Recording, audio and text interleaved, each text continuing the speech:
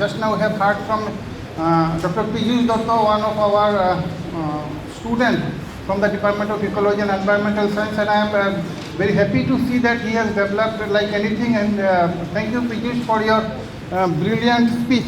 Now the points on which I like to speak are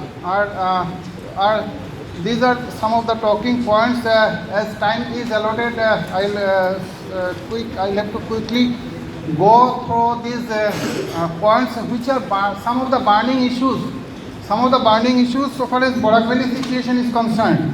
Now we know that if we look at the rich heritage of Barak Valley, if we look back into a book which was published in 1879 by W. Hunter, we will find that the animals which were present in Barak Valley, now they are living in dream only, now they are living in photos only. These were the animals which are found in our Barak Valley. Sambor deer, barking deer, barasingha, tigers, leopards, rhinos, wild hog, black deer, flying fox, etc. We have also heard from Dr. Anwaruddin Choudhury. According to one of his reports, till 1967, in the Shunai region of Barak Valley, rhinoceros was found. Whether it is confused whether rhinoceros is Sumatran rhino or Javan rhino, but it is true that till 1967 rhinos were found in Barak Valley region.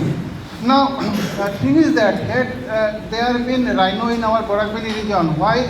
Since from Kaziranga, rhino translocation processes are being done in other areas. So, can the habitat be improved in our Barak Valley region? And maybe after 10 years or 15 years, can rhino translocation will be possible in our Kasha region also? I request DFO to take into the matter, because they are the people who are taking care of the forest areas.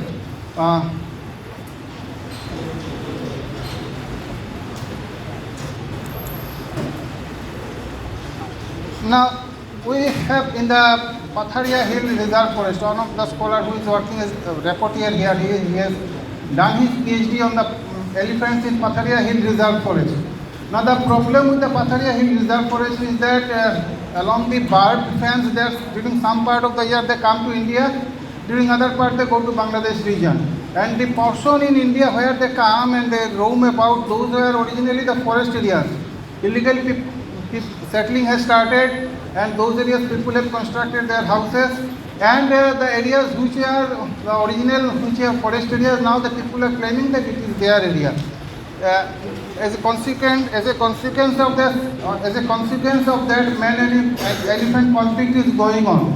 Man-elephant conflict is going on. Now, another incident that since I am from this area only, during 1983 or 84, that is the time when we were just graduated from colleges, I have experienced with my own eye that a herd of say 40-45 elephants came to the area near the airport, near the Dewan Tea State. Those areas, a herd of 40-45 elephants. Now, from 83-84, 40-45 elephants, where this big herd has gone, nobody has questioned. Nobody has questioned. Now only say about 4 or 5 years back, only a herd of small 8 elephants were found. Out of those 8 elephants, there are 7 female and 1 male. Now in course of reiteration, the male individual was killed. Now male gone, only 7 female. Then almost every year 1 female elephant is dying due to disease or due to reiteration. Now this, from the herd of 40-45, as of now we are having 4 elephants which are all female. Now this all female herd is bound to collapse. If no translocation of a male elephant is done from elsewhere of the country or from the northeast, this small herd will perish. There is no energy, there is no force anywhere that who is able to survive this. Elephant group. So these 4 female elephants are there. So the translocation of a male elephant from elsewhere is the need of the hour. We have taken up this, and various media agencies, they have published this report. We have also communicated with the forest people present at DFO, Mr. Jatindranath Sharma. We have talked with him. We have also talked with our DFO sir, Mr. Tejas Merishami. And we are kind enough that they have taken up this with a very serious note, and very recently CCF and the Forest Department has written a note to the PCC of Assam so that one male is from elsewhere is translocated here. So so that they do mating, and in that way, I mean, there is a possibility of expanding, expansion of this population. And other than this, in the Katakhal Reserve Forest, only a small herd of 3 individuals are found, one male, one female, and one juvenile female. So these are the 3 individuals in Katakhal and 4 females in your this thing, Indo-Bangla border, that is Patharia Hill Reserve Forest. These are the total 7 elephants as of now. So if serious action step is not taken, I mean like rhino and like tigers and all others, these will also become extirpated from our Borak Valley situation. Now coming to the Gangetic River dolphin, one of my colleague has done PhD on Gangetic River dolphin about 7 or 8 or 10 years back from now in the stretches of river dolphin. These are the 4 stretches mentioned in the 4 different stretches which are deep gorges. In Bengali these are known as dors. So what the deep gorges are the area where the dolphins remain. Now as of now, hardly in any of the areas except one area, except the 4th area, the dolphin are very rarely seen. We have recently got a project from Northeast Council on the Gangetic River dolphin. We are doing on it. We have done a riverine cruise about a month back, just immediately after Puja. We had gone upstream to the river Borak, and we have seen that the habitat there is very good for dolphin survival. Habitat is very excellent condition, but we have not seen any dolphin in that area. So this is an area where we need serious attention. Why serious attention? Because we had Nomami Borak. We had Nomami Borak in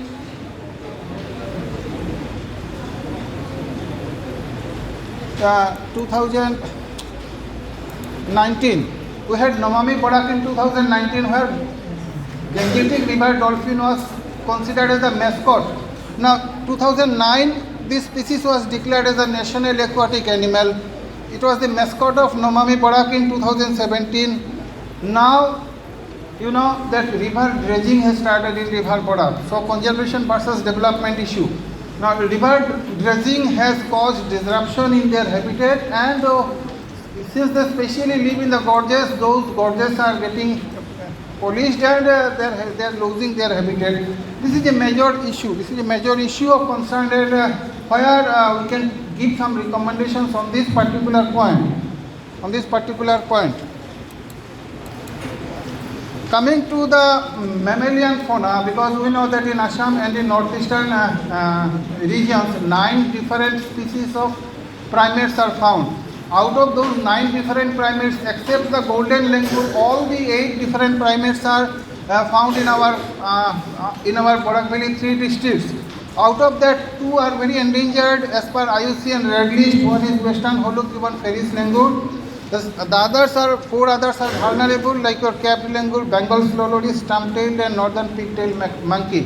Now, mainly keeping aside the other 2, which are comparatively common. So these 6 categories of monkeys, they need special attention because they belong to either vulnerable or endangered category.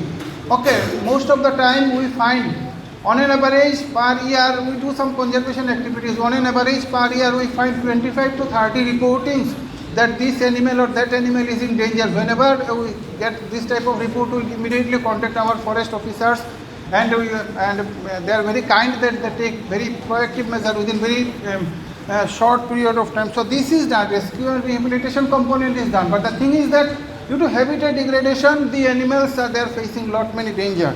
So this is an issue that how habitat can be improved, not only for monkeys but for all animals in general. So this aspect has to be taken care of, and we must be. This is one animal that is due to these primates. These are brachyators, the hollow gibbon. While jumping they don't come down to the ground. They jump from one branch to the another. And while jumping from one branch, due to vacancy, canopy gap has been formed. It has fallen down. It has got some damages in its bone. So these type of incidences are frequent not only in our Borak region but in other areas of our northeastern. So these are the issues. Now coming to microfauna, the small organisms. This is an animal which is the man-faced stink bug.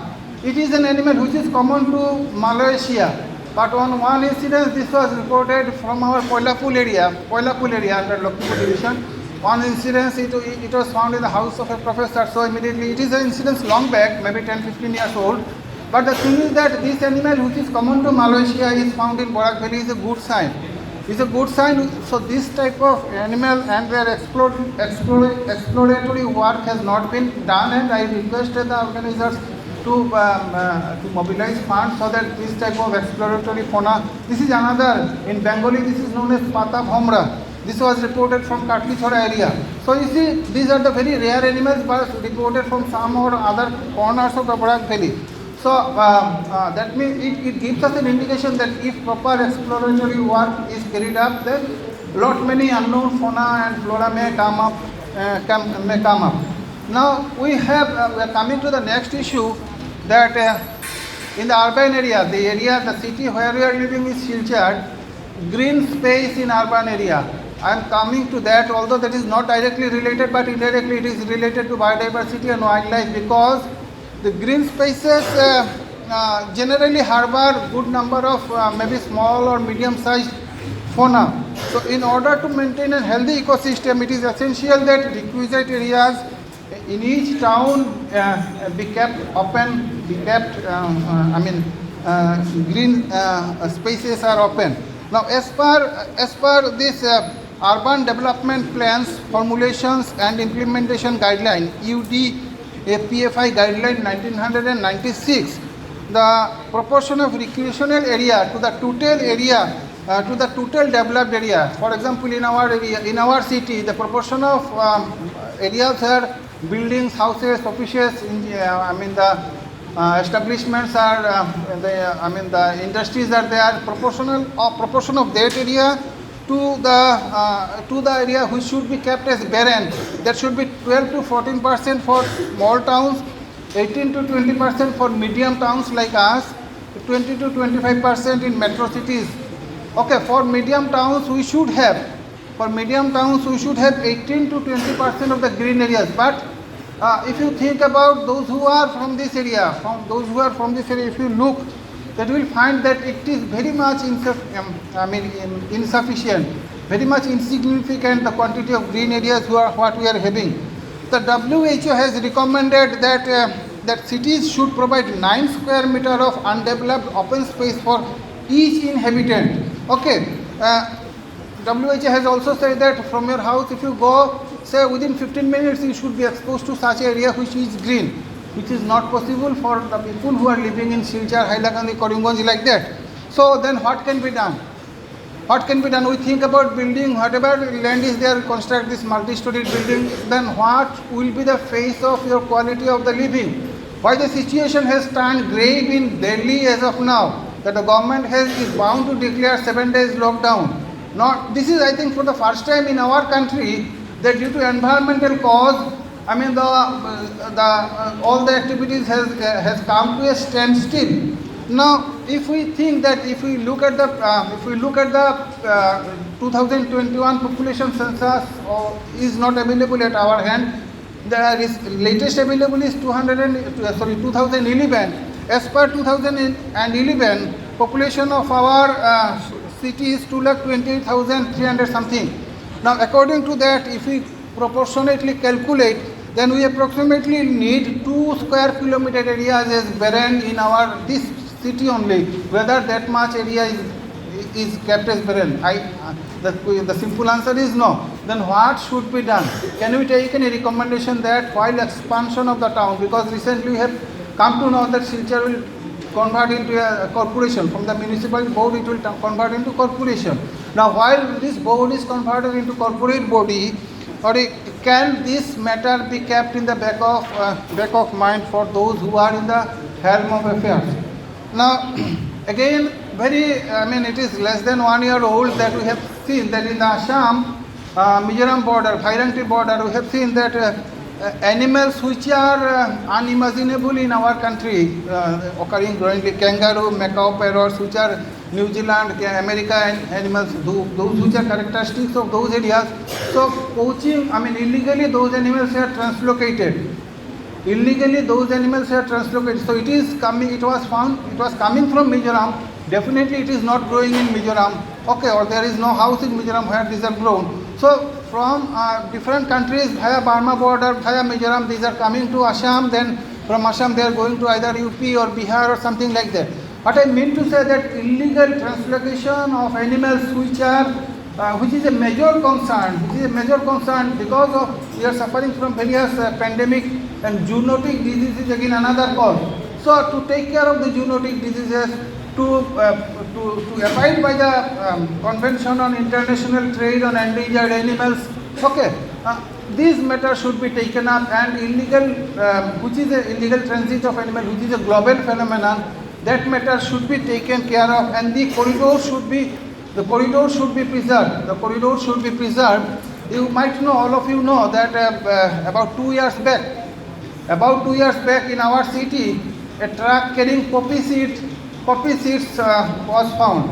All of you know that if you move 2000 km east to west, north south from Silchar, you will find that no area is there where poppy seeds are grown. Then the obvious question is how that truck carrying poppy seeds came. It killed two young girls. From the government side, 5 lakh compensation was given. This is fine. Humanitarian ground, this has been done.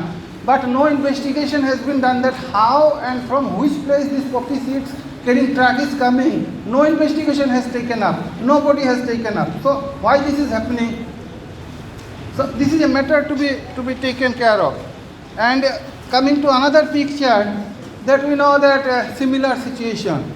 I'll come to this a bit elaborately, because we had just one example I'm taking, that one Durga Puja is big budget Durga Puja generally takes place in our Udarband area. 2019 they thought that they will do something very excellent, brilliant. They brought birds from Calcutta which are exotic birds, which are not grown in India. So American birds or New Zealand or South American birds, there are some farms which do this illegal practice, and the birds, you know, that birds, their auditory system is like that. Whenever any high pitch sound comes up, they die up. And generally they are not shown, they are not a specimen to be exhibited. Now whenever puja pandal is there, big crowd takes place, and due to that, large number of birds started dying out. And what happened as a result of that? We raised the voice, and the people who supplied, he showed that everything is official. He showed his official letter. We have found that in his official letter, at 2 places, 2 dates are given. In one place 2013, in another place 2017. So this means that this is a duplicate. This is a fraud letter.